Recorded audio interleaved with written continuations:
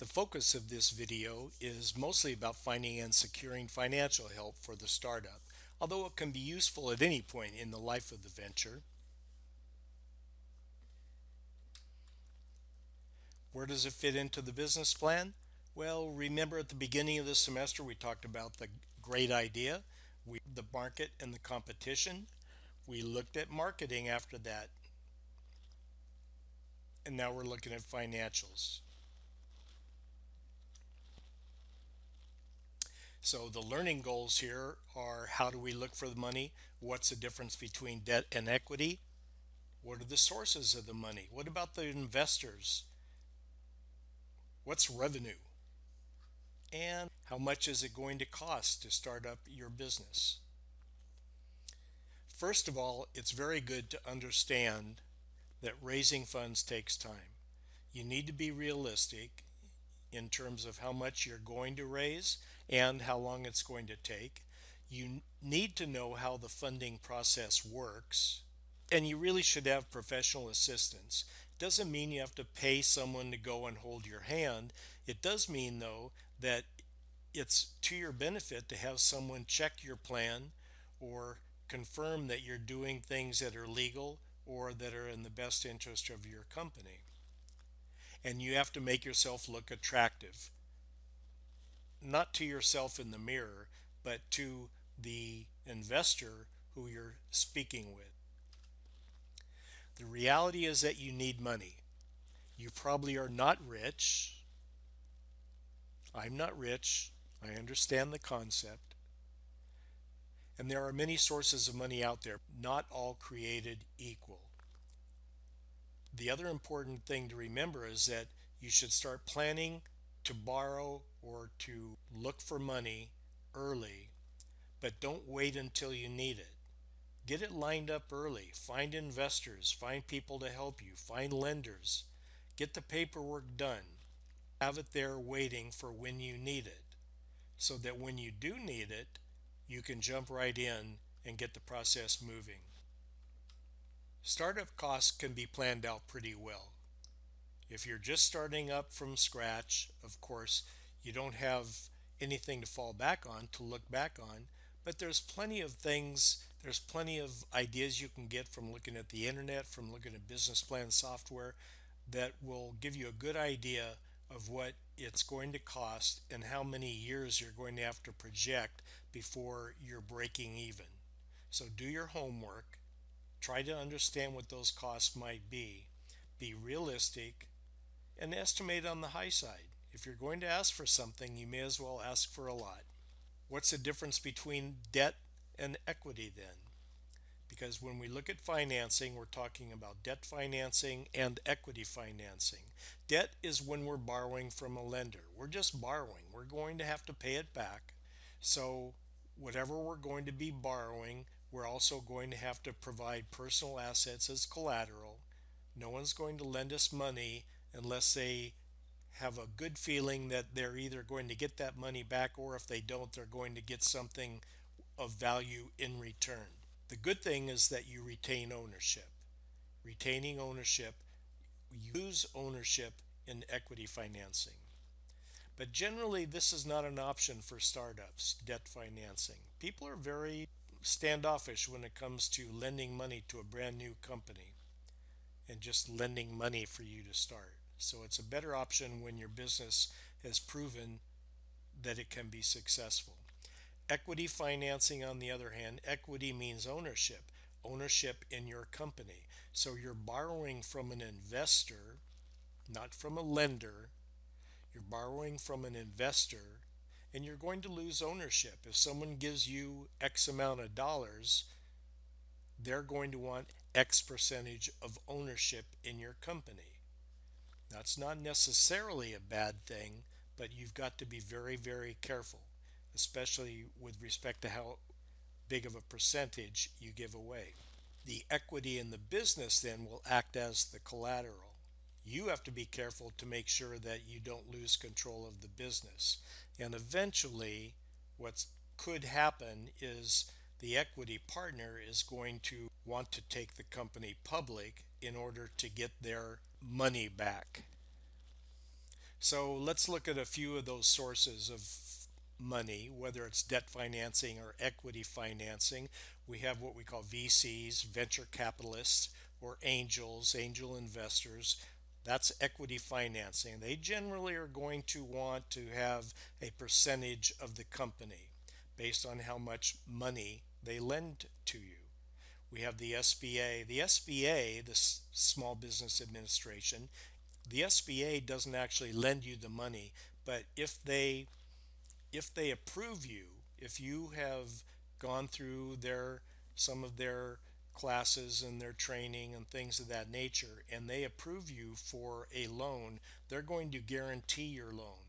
So you'll have a much better chance that a bank or a lender, let's say, will front you the money that you need because the SBA is going to back it, take away the risk from the lender. There's also family and friends and bootstrapping, using your own money. Finance companies, stay away from them. They're going to charge you exorbitant rates.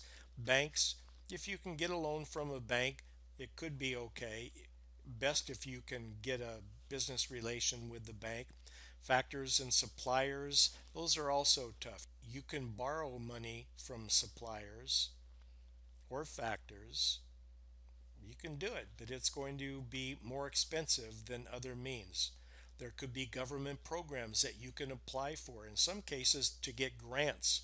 That's free money, but nothing is free. Crowdfunding, I'll show you a slide. The next slide, we'll take a look at it. And then self funding. And self funding is money that you've saved on your own, used your own money. And that's probably the best if you have enough of it because you don't have to pay it back. You don't have to pay finance charges. You don't have to give someone equity in your company. This graphic is pretty interesting and it's pretty crazy looking, so just have some fun with it. It's just really to try to understand, help you understand the concept of crowdfunding. Crowdfunding has become very popular in the last 10 years or so with some of these crowdfunding websites that you see: Indiegogo, Kickstarter, GoFundMe, Kiva. You've probably seen them plenty of times. Good chance that you invested in them also. And plenty of businesses, that's how they start. My son had a business that started this way. And what you're doing is you're just using social media, social networks for people to invest in your business and use that money. And there's a slight reward for them, but I don't want to go into it any deeper than it is right now. But you should be aware of it. It's very useful, but it's a very crowded marketplace right now. When securing investors, make sure you get good investors. Just because they give you money doesn't mean that they're good, that they're going to be honest or ethical.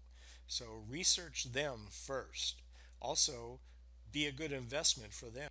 Be able to explain to them their ROI, their return on investment. In other words, whatever they invest in you, how much are they going to get back in return? Be able to explain that this is the right market to be in. Make sure you have a killer business plan. We talked about the killer business plan. We've talked with our whole semester is about the business plan. Your business plan has to look good. You have to be able to explain why you're better than the competition and will do better than the competition. And then you have to be a good negotiator. You have to get good terms, all the money that you need. And once again, this is a place where professional assistance can come in very handy. When we're looking at lenders, the best way to get a good bank lending relationship is to become a good customer of the. As you become a better customer to the bank, you are going to be more profitable. As you grow your business, you will become more important to the bank. So banks are better for making large purchases, for lending money for large purchases and managing the ups and downs of cash flow rather than getting you started. So if you have to buy a new pizza machine or something for your restaurant, or a big new espresso machine for your coffee house business, and you need to borrow $10,000 for that. A bank might have an easier time lending for that. Why? Because, well, that's collateral. If you don't pay that money back, they can take that espresso machine. Now, they don't want the espresso machine, but they can take it and sell it and get something back rather than losing everything. So, whenever you go to the bank, though, you have to be very good, very professional, know exactly how much money you need, be able to express exactly why you need it, and exactly how and when you will pay it back. So there's a couple good business worksheets in there to look at in the textbook. But here's the best way. This is always the best. Money through revenue. Revenue is sales. The best money that you have comes from making sales because that means your business is doing well. That money is generated from the operations of the business. You don't have investors, you don't have monthly loan payments. You're bringing money through your business through sales, and that's funding your cash flow and your expense control, and everything that's left over is your profit that you can use for growth and parties, whatever you want to use it for. The main thing that I hope you understand in this particular video is that I just want you to understand the big picture. A lot of this is going to be really new information, and just understand the big picture. Don't I'm not going to try to snag you on a test with some real intricacies. I just really am hopeful that you will understand the big picture and how this works in terms of bringing money into your company, bringing funds into your company.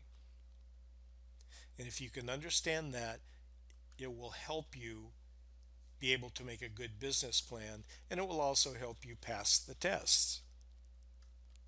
And once again, like I always like to bring out, consult a professional, have a good CPA, have a good attorney. You don't have to be bugging them all the time. You only pay them by the hour whenever you need them. But you're learning more in this class about some of these things than a lot of people that I used to work with in the Goldman Sachs 10,000 Small Business Program. They didn't know any of this, yet they struggled through it and they made it through. But they paid a lot of money to their CPAs and their attorneys.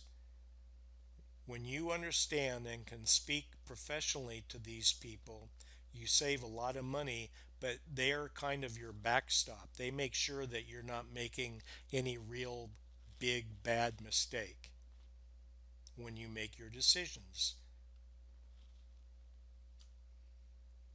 All right, that's it for now.